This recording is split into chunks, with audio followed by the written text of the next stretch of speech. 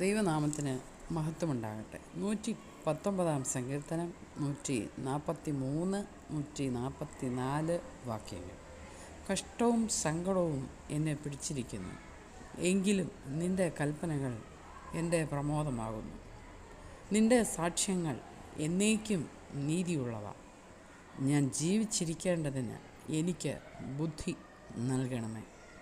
ഈ വചനങ്ങളാൽ ഇന്നത്തെ ദിവസം ദൈവം തമ്പുരാൻ നമ്മളെയും നമ്മൾക്കിവിടെ അവകാശമായി തന്നിരിക്കുന്ന സകലതിനെ സമൃദ്ധിയായി അനുഗ്രഹിച്ച് സഹായിക്കുമാറാകട്ടെ. ആമേൻ.